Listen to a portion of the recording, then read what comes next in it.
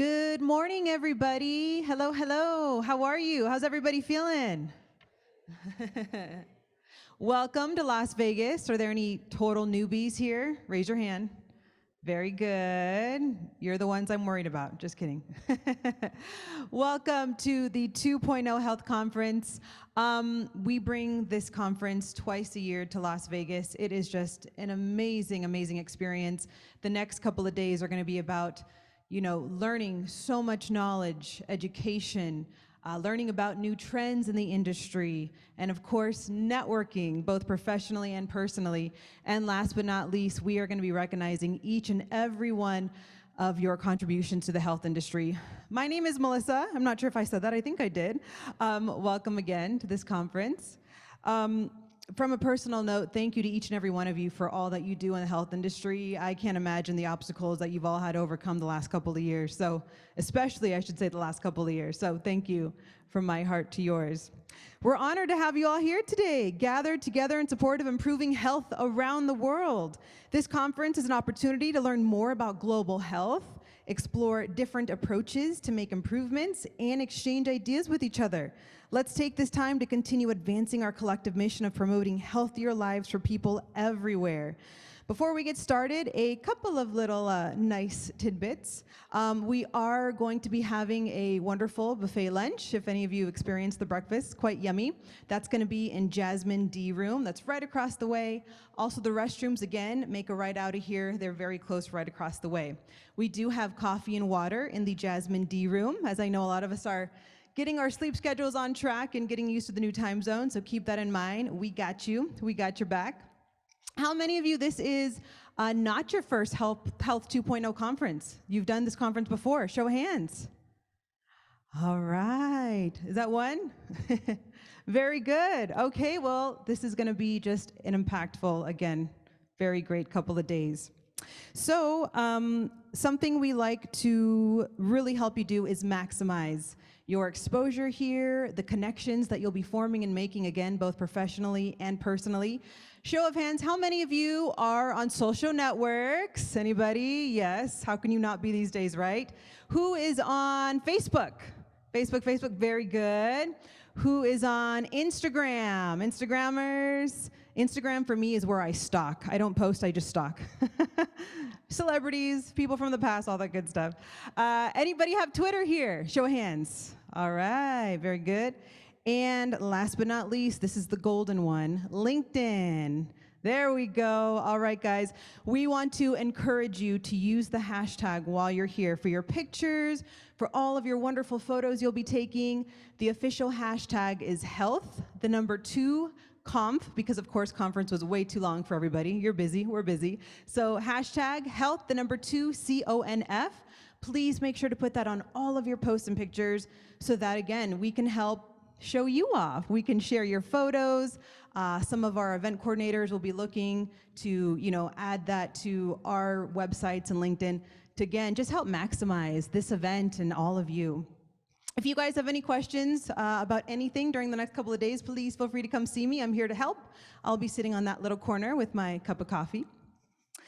And before we begin, I would like to thank our gold sponsors, Inlytic and Outcome MD, who've made this event possible. Inlytic, please stand up. Are you here in the room? Inlytic, are you here? Are you here? Okay, not yet. Big shout out to them. And how about our Outcome MD? Are you here?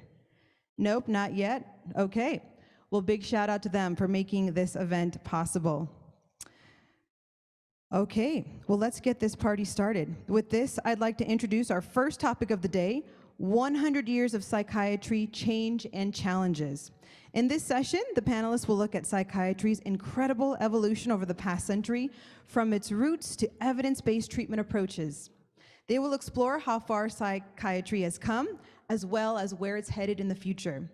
Ladies and gentlemen, we have gathered a world-class panel of experts for this special session. I'd like to first bring on our moderator. Please give a warm welcome to Mindy DiCrosta, President, Mental Health Strategies and Solutions. Come on up, Mindy. Welcome. And we will bring up our panelists as well. When you hear your name, please feel free to come on up. Dr. Ankur Bindal, founder, president, psychiatrist, and sleep specialist from KAB Medical Group. Please come on up to the stage. Warm round of applause for him, guys. Thank you, thank you. I'm helping you get warmed up for the morning as all of our coffee kicks in.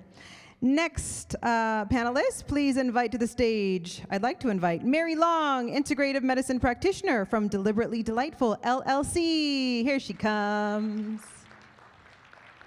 And last but definitely not least, Benjamin Keys, Professor, Director of CTR for Trauma and Resilience Studies from Divine Mercy University and Center for Trauma and Resilience Studies. Please come on up to the stage. Benjamin, here he comes. Wonderful. And with that, I will let Mindy take over. It's all yours. Well, hello, everyone. So welcome. Mindy, is a great moderator. I can tell it's going to be a fun time the next 1 hour. Psychiatry has come a long way in the past 100 years. How many of you have lived through psychiatric changes throughout their lifetime from an outside standpoint? Yes, there you go. So we've come a long way from 100 years back. Let's go back. I was not born 100 years back. I'm not that old. But just reading the literature from 100 years back and centuries past, mental health was considered a personal or spiritual failure. That's what it was. It was a personal or spiritual failure. Till in the 20th century, things started changing a bit. And they started institutionalizing people with mental health illness for life, oftentimes. And then in the 80s came the biological theory and psychological theory, that it's an interplay of the neurotransmitters, biologics, and the psychological. But now, in the past 5 years, we've added the most important piece to it all, which is there's a social factor, lifestyle changes, nutrition, and we have a couple panelists here who are experts in gut health and nutrition as well, along with the biologics and psychological. Thank you. So, Ben, I know that when we were talking, you really have a perspective on what happened with the doctors during the Freudian thinking, and then when Freud was rejected later on. I'd love to shed some light on that for the audience. Actually, on those two things, well, the first, of course, is that when psychiatrists started to do counseling, we all pretty much know of Sigmund Freud and Carl Jung. What a lot of people don't know, though, is that in France, at the hospital in Salpêtrière, there was actually what was called the sexual cure. The sexual cure was that psychiatrists would actually have sex with their clients, and they would pass the clients between each other. Fairly well documented in a couple of books. As things progressed, things changed. And the whole industry, both psychiatry, counseling, grew up across the various ages. You asked about Sigmund Freud. It's interesting that he and Carl Jung got into a argument with each other. And the argument was this, that Carl felt that the spiritual aspect of a person must be included in the dynamic of the counseling. Sigmund Freud thought that religious belief was really more of a crutch. And they fought so hard about this that it literally split their friendship.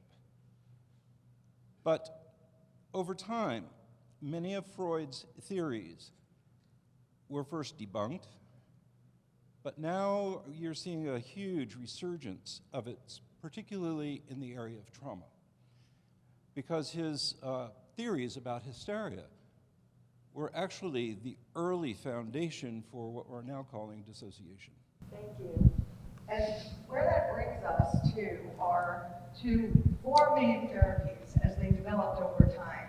psychoanalytic, dynamic, existential, humanistic, behavioral, and cognitive. And I know that that's where right, over the last 10 years, maybe you can speak to that. Could you repeat the question? Yes. The four main therapies as they developed over time: psychoanalytic, existential, humanistic, behavioral, and cognitive. I think that it would be really interesting to talk about where those come in right before today and the future. Absolutely. I mean, it's more of a Ben Key's question because he's doing a lot of therapy in general. So I would like to defer, and I would actually add on towards the end a bit of therapy as well because I was trained in psychoanalytical psychotherapy. So I'll let Ben answer that. The four theories are really the foundation for all the things that we know about counseling, whether it's setting goals or the aspect of the therapeutic relationship or any of that. But where it's going now, especially in the last 5 years, is to a place where you're seeing hybrids, where you're seeing the mixture of two or more, or actually all four of those main thoughts and theories being blended into a combined approach, an integrative approach. And I think you're going to hear a lot about integration as we talk more this morning. That's great, and that really brings us to that integration with what's going on with the mind and the body. And Raj and Mary are experts in that field. Raj is a psychiatrist that went into Gastro because the feelings were so strong about the mind and body connection.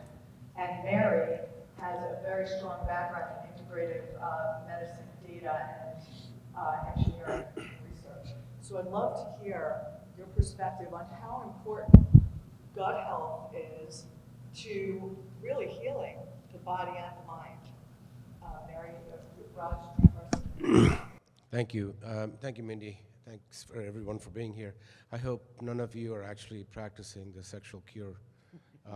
But I came here as a gastroenterologist, but I did my psychiatry and child psychiatry early on. And as Ben was talking about integration, there are so many aspects of medicine in general that we're just now finding out, and how they're all combined, and it has to be a multidisciplinary approach.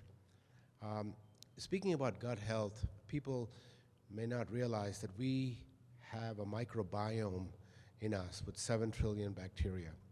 We live in symbiosis. We don't bother them, they don't bother us. In fact, they keep us healthy. And when that symbiosis is broken, that's when disease occurs. We know that for medical illnesses. We know that for cancer. We know that for a lot of GI illnesses. But we're finding that that also has to do with substance abuse, obesity, and other traumatic situations, how the body handles the traumatic situation. So I think it has to be approached both from the psychological perspective, as Ben was talking, but there's a lot to learn about the microbiome, which I think is going to be so interesting, not just in the field of psychiatry, but in every other field of medicine. That's great, thank you. Mary, I have mine.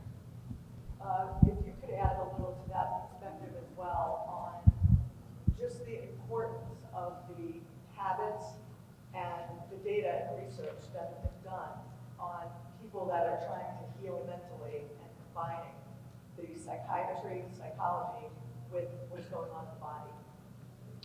Sure. So as we take more of a functional medicine or integrative medical approach, we look at not just the mind and the thoughts that we're analyzing, but also how the physical body is processing. You can't hear me? Yeah. Who can not hear me? Who can hear me? Happy? Y'all good? Okay, let me put this.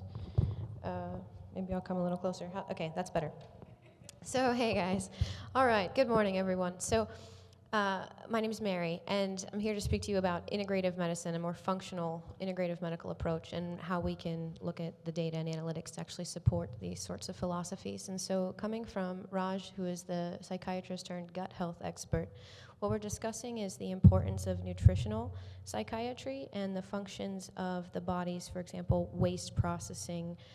What are some of the biochemical breakdowns that are happening in the body which support or prohibit or even prevent a healing process when we're working through psychiatric changes and transformations. So for example, when we study gut health and we study drug-chemical interactions, when we look at how serotonin is produced or other chemicals that are produced, we're learning that they really are produced in the gut. They're produced in the stomach or in the gut microbiome. And so paying attention to this environment through nutritional habits, nutritional psychiatry, treating mental health with functional nutritional psychiatry, this is a really important topic. So we have new pathways that are being discovered. So you asked about research. Humans are creatures of habit, and we are creatures who thrive with routine. And when we are treating mental illness and we're looking at instances of data like homelessness or folks running soup kitchens, we're really seeing a lot of patients who not just have a bunch of nutritional issues, or not just a bunch of psychiatric issues, but they have nutritional and stability issues. And so this comes down to a creating good nutritional and home lifestyle habits, and how this creating this environment of support can help patients to thrive as they're going through the mental treatment alongside of it. So, Terrific.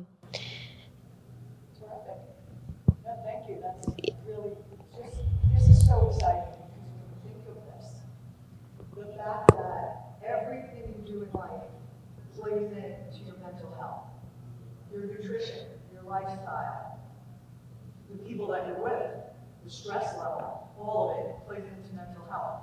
This also takes us into what's available today. What's available through collaborative care like this, collaborative care between, you should be talking to your OB/GYN. Collaborative care is really where the future is and where it should be today. Is it there yet? No, it's not there yet, but it should be. And when we look at today, this is so exciting, because what is here today, treatments like TMS, transcranial magnetic stimulation, Spravato, ketamine, psychedelics are certainly becoming more popular. And I think everybody is going to speak to this. I think excitement about what is going on in mental health, where you don't just have to take a pill. It's okay to take a pill. If you need it and it's working, that's a beautiful thing. But if you can't tolerate it, or it's not working, we're going to have each panelist talk about what is out there and what we should all be so excited about in this field. I know that one of those treatments changed my daughter's life, changed my family's life. My daughter is now, after suffering and struggling, she's a TMS tech out in California. So we have a really happy ending. And again, this is so close to my heart. But please, we start at this end of the panel and just go down. Let's talk about what's going on today. Absolutely. Well, before we start talking about collaborative care, let's go back a bit. If we go back 20 years, maybe in the 80s and 90s, there was no talk about collaborative care. Even if there was a talk, we have to actually bring the accessibility into picture. There was no accessibility. A lot of insurances were not covering a lot of mental health services, leave alone the TMS services, leave alone the Spravatos. There was a lot of research that was going in, but the funding for that research was missing. And that changed in the past 15 to 20 years. So in the 2000s, everything changed. In 2015, 15, implemented in 2016, mental health parity came in. Mental health parity, how many of you all know about mental health parity? So mental health parity was passed by President Obama, and it put psychiatry at par with the other specialties of medicine. And that's a big landmark when we do talk about 100 years of psychiatry, because that showed that a psychiatric care, if you have to go see a psychiatrist, you do not need to have a separate insurance to cover for that. So mental health parity put psychiatry at par with the other specialties, and that opened up a lot of opportunities for access of care. TMS, which Mindy talks about, is transcranial magnetic stimulation. How many of you all have heard about that? I mean, that one treatment changed many lives, including Mindy's. This treatment is one of the non-pill treatments which is available in psychiatry with a 3 times more response rate, almost 83% response rate for the TMS in depression compared to 33% with the pills in the study trial, so which is 3 times more effective, covered by insurances. That's possible because of the mental health parity. So we've come a long way with that. There's Spravato, there's more ketamine, and sky's the limit. There's an FDA approval for vagal nerve stimulation. So there are a lot of treatments which are coming out which go beyond, above and beyond, than the pills that we talk about. There's nutritional medicine. There's gut health. There's more research that is going on in UCLA, Raj, in gut health and psychiatry and mental health. We have celebrities. Gwyneth Paltrow is one of them. If you've heard of Goop, anyone heard of Goop? So she's talking prolifically about the use of gut health, use of nutritional medicine, use of mindfulness, use of psychedelics, use of. I mean, I'm a little bit. I'm not convinced with psychedelics quite yet. Of course, I'm a psychiatrist, so I would wait for the FDA approval before we support it. But it's got very promising data that supports it. So that's pretty much when we do talk about non-medication-based, non-invasive modalities, integrative modalities. We have to talk about access to those modalities beyond just the cash-only model. And I also think what's amazing is how these are distributed. So TMS, for those of you who don't know, is like treating depression, anxiety, now OCD, there's a organization program with MRI technology. It's all on in the doctor's office, why do you drive yourself to and from? Amazing. Spravato is a nasal spray of ketamine, which used to be viewed as just a party drug, but became quite amazing. Where I'll leave that to the experts. You don't want my translation of that, but it's amazing because that's distributed through a nasal spray or an IV in office. Just everything that's coming down the pipe. But please feel free to go down the panel and talk about what is happening today with these new treatments. What do we need to get this out? 90% of the audience has not heard of these treatments. So thoughts on that? Okay, sure. So I'll speak to that. So what are some of the new treatments that are available, and how are we implementing, or more importantly, how are we gathering good clinical trial data on it so that we can justify scientifically its use and then get it all budget supported and funded.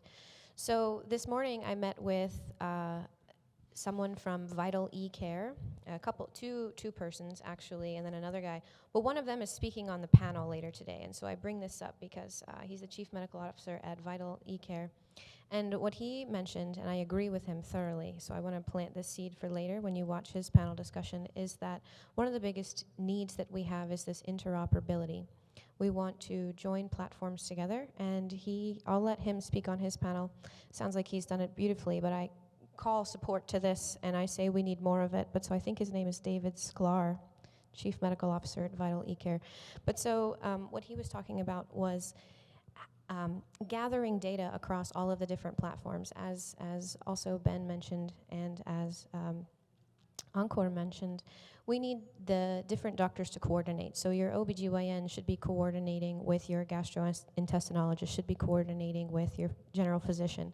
This, on a back-end medical data records perspective, is a technological problem that we need to address. There are certainly HIPAA laws and federal and local regional laws that we have to respect in terms of patient privacy and securely handling and appropriately managing the transport of that data. But then there is also gathering data from different doctors that are providing care to a patient and holistically integrating that into an appropriate database where doctors can have appropriate coordinative access to such data. In this manner, from a technological perspective, we can improve the delivery of patient care by allowing and affording a better coordination and communication among a whole panel of doctors. So this is one issue, is the technical interoperability as well as communication among the teams. This creates a better overall holistic integrative perspective. And so that's one foundational track that needs to be laid. And then a second part of that is what are some of the new treatments available? And so as we discussed before, I'll preface by saying, so I'm in integrative medicine now, but for 15 years I was a software engineer and data scientist. I worked in Silicon Valley on really big data projects and critical infrastructure projects. And so I'm in Engineers Without Borders and Doctors Without Borders. So I work on international platforms. And so one of the things they asked me with 10 years ago was, Mary, why are we looking at an epidemic of suicide here in the Bay Area? Look at these numbers. We're getting 50 or more people in this category per month. And the numbers were really terrifying. And so we looked at it from a large point of view. And I bring this up for a point on budgetary. When we look at the cost of the way that we are doing things, it becomes impossible to continue what we were doing. We must force a change. And so what are the new types of treatments that are available? We identified that one of the largest problems was this issue of drug-chemical interaction.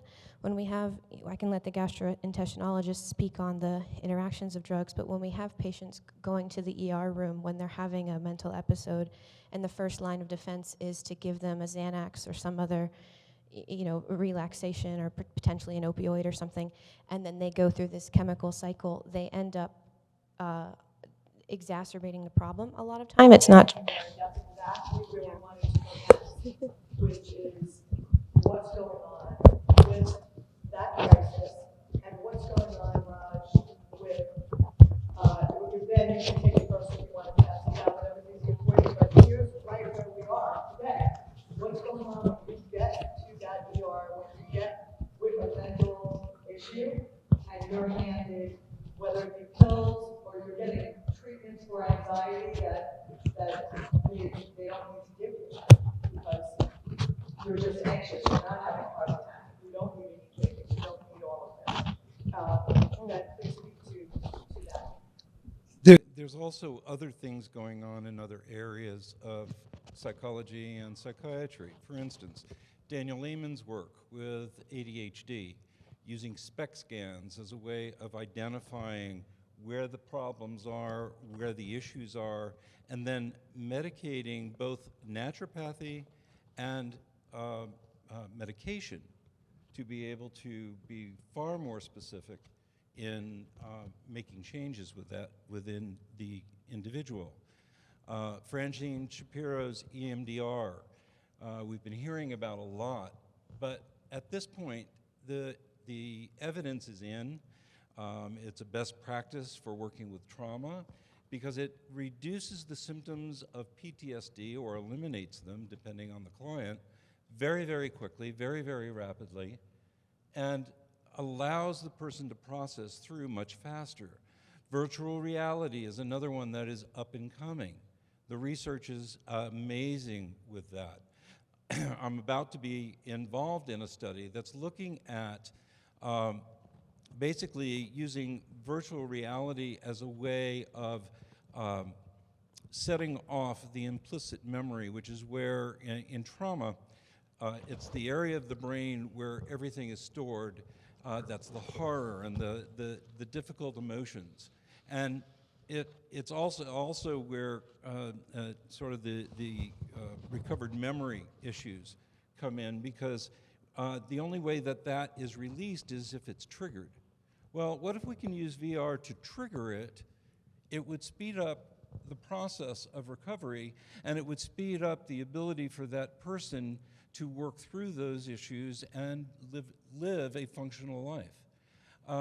The emotional freedom technique, tapping, it's a derivative out of thought field analysis. The tapping lowers the stress levels. There's just so much that's going on in the field, and it's exciting.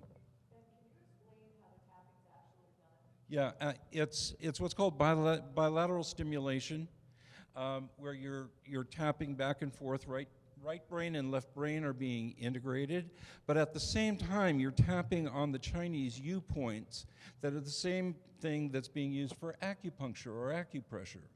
And so it's releasing little bits of endorphin as you do that, while going through a process that correlates right brain and left brain. It's an amazing technique. Anybody can learn it. Emotional EFT, Emotional Freedom Technique .com or .org, and just Google it. It'll give you the entire process. You can learn it in 10 minutes. So that's amazing that people at home can now really take their mental health into their own hands, literally, and make it work in combination with whatever they're doing. And it's that combination of all these different kinds of modalities of treatment that really work and make what's going on today pretty amazing. Just, Raj, I'm hoping that you can speak. Mindy, just a disclaimer. Ben, Dan Amen, Dr. Dan Amen's work on SPECT scanning is not endorsed by the APA, by American Psychiatry Association. It's not evidence-based. I just have to put the disclaimer out there because it's a hugely controversial topic that APA did not support. Those results are amazing. Again, it's a controversial topic, and being a part of APA, I would not endorse it on stage. A little action? Okay, so thank you. And I think these kind of discussions are important, right? You want to get the correct information, and all I can say is, I think, unlike today's news, right? It's not the opinion, it's just, let's get all the facts, and then you decide, right, for yourselves. And that's what's really great about these kind of discussions. Raj, I'd love if you could bring that perspective. Thank you. Just because you were talking about spec sense, I see Ankur's point, actually, because the changes that are noted are mostly carbohydrate utilization, and they don't know exactly how to correlate. So that's one thing. In regards to the psychedelics, Ankur, this is where politics interact with society. In the 60s, Lyndon Johnson and then subsequently Ronald Reagan and Nancy Reagan, they said, just say no to drugs.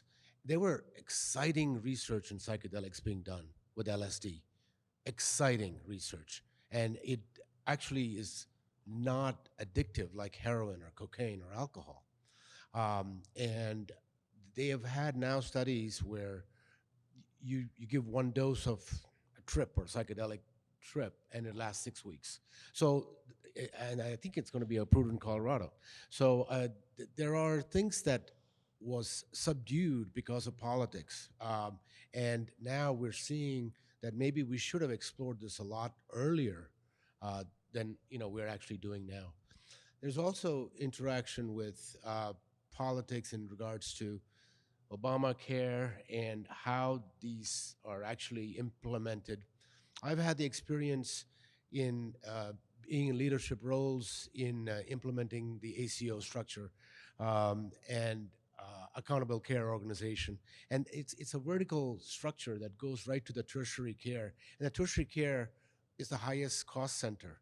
And so the ACOs don't really work when the tertiary cares take over. It has to be with Stark Law modification so that you can have local less cost centers work together and not break that Stark Law. I'm sure you all know what Stark laws are from a California Democrat.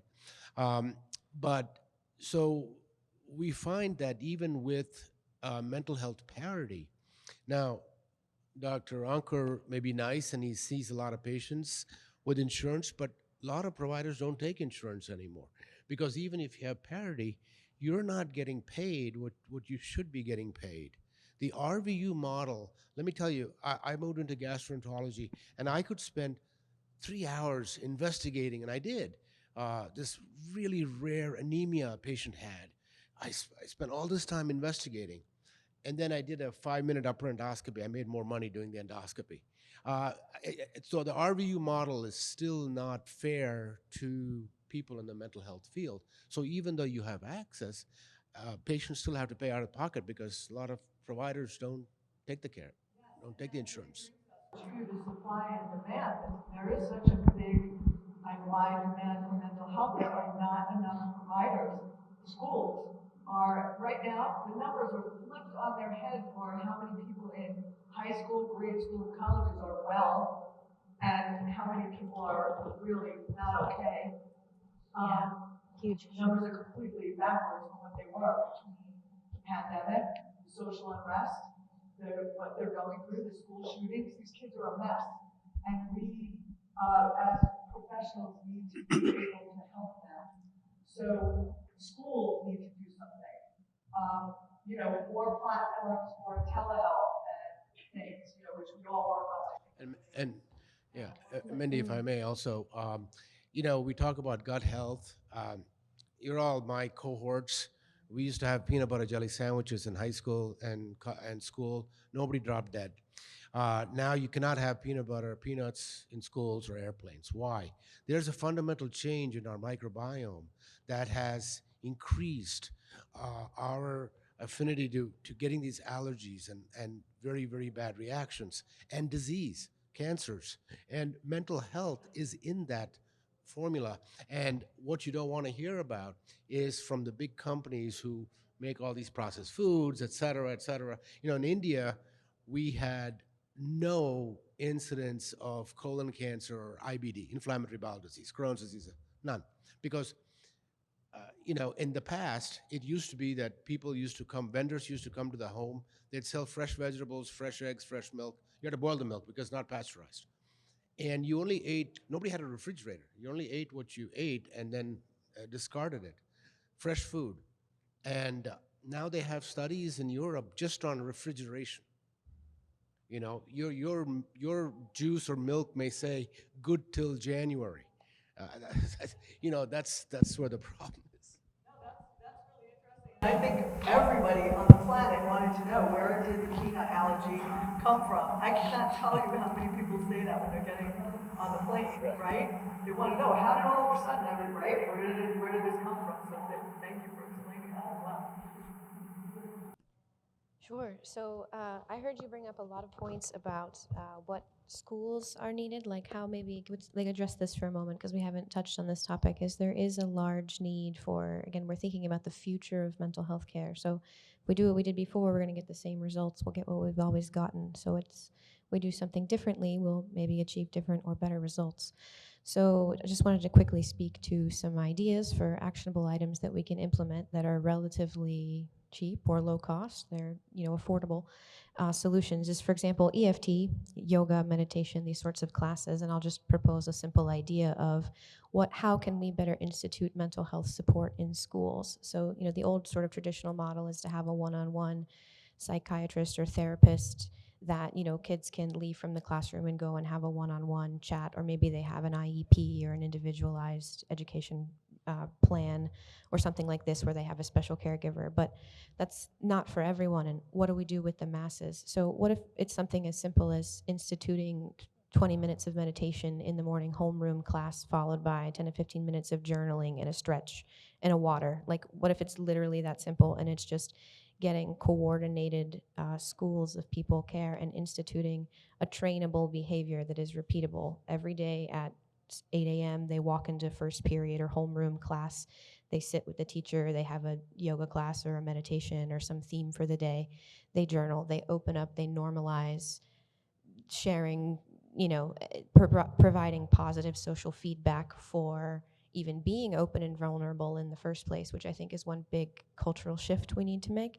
and then instituting things like Ben talked about, for example, the tapping on the meridian points in order to help the body physiologically relax. And so these are simple, easy, and free. There's no food, there's no chemicals involved. Should be safe for generally everyone. Yeah. So Sure. we have a little under 7 minutes left, and I want people to be able to ask questions. So, if you start thinking of your questions now. I also just want to add that we're in the day and age of social media. We're also in the day and age where these kids are more open than we ever were about mental health, and I see them getting rid of the stigma. So I think that's a big, big plus that we can hope to move forward with in the future. That there's a lot of campaigning going on with young people where they feel it is okay not to be okay and talk about it. So with that, I'm just going to add one more thing. It's a pressing need. The demand versus need is a big thing in psychiatry right now. In fact, the whole weekend, I was in Sacramento chairing one of the board meetings with the governor about implementing the role of mid-level providers. So one of the things which a lot of states, I can speak for a state of California. I'm pretty sure like every single state has their own policies regarding that.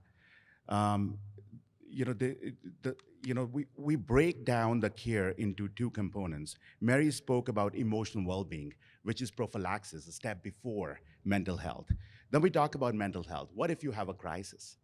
What if you are in the middle of a crisis and you're in need for a psychiatrist or a therapist? At that point, you call a doctor's office and you don't have an appointment till 3 months later. So what do we do about that? So the first solution is the use of mid-level providers.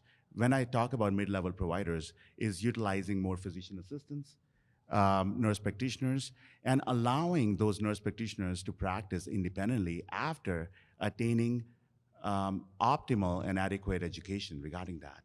So now we have to build up protocols, that allow repeatable high quality of care among those healthcare providers as well, mid-level providers. We have to train.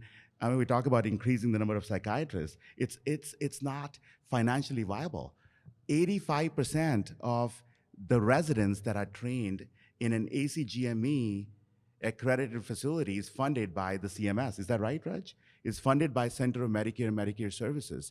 There is a huge deficit of funds that are available for the training of those modules. We can increase that.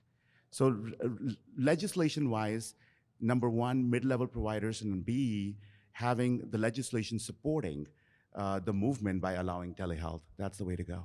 thank you, that makes sense. So we have a lot of problems to solve, right? We're in the, today, we're seeing what's happening in the future. We've got to look at what has to be solved and what are we doing right. I'd like to open this up for questions.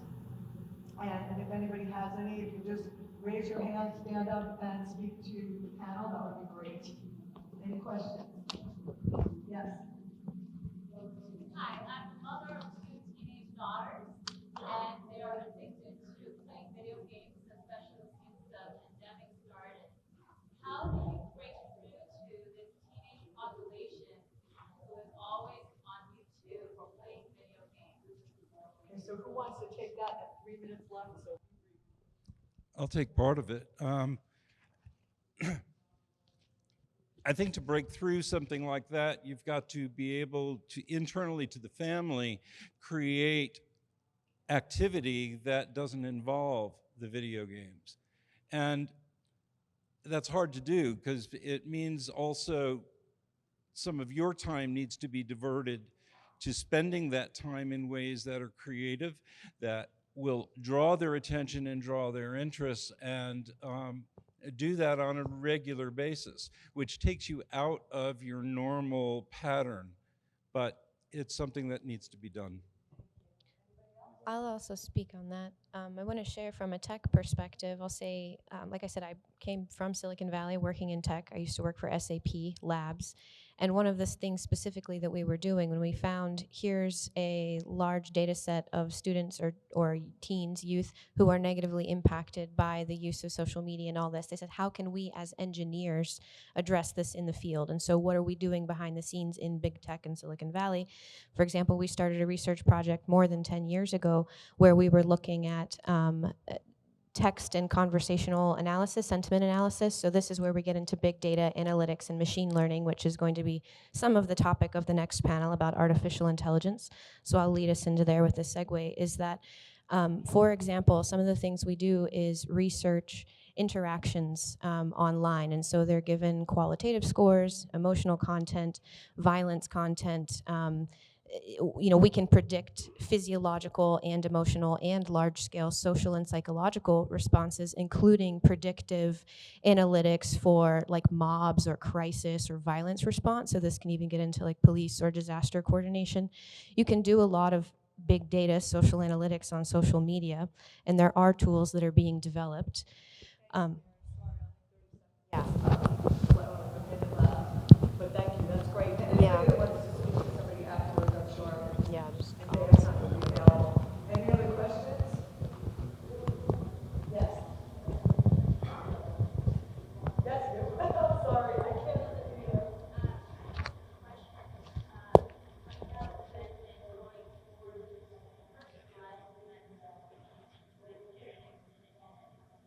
Can't hear.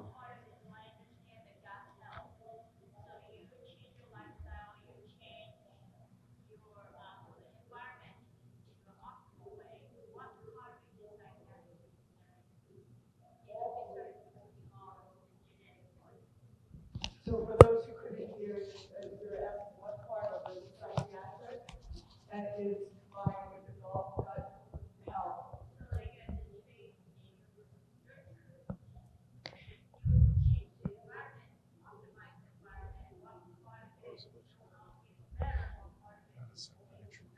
If you change the environment, what part of it is the nature part of it versus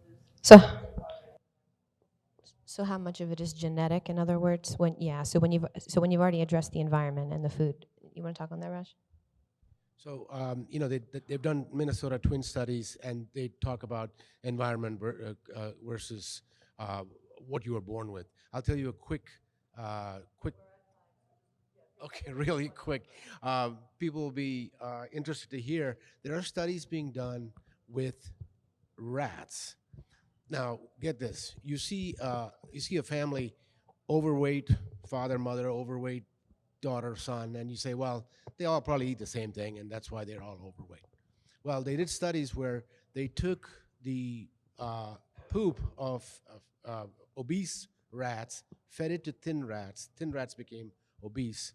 Not only that, the thin rat that became obese had progeny, had children that were fat, that were obese. So the microbiome is so interesting, and it does, when you talk about dopamine and all these, there are so many interactions that not just cause physical disease, but mental. Thank you. So we are out of time. Thank you so much, everyone, for coming and attending this talk. It's so important to look back before we can go forward, right? So we, thank everybody for coming, and want to say that if you have further questions, we're all around later. Thank you. Thank you. Thank you.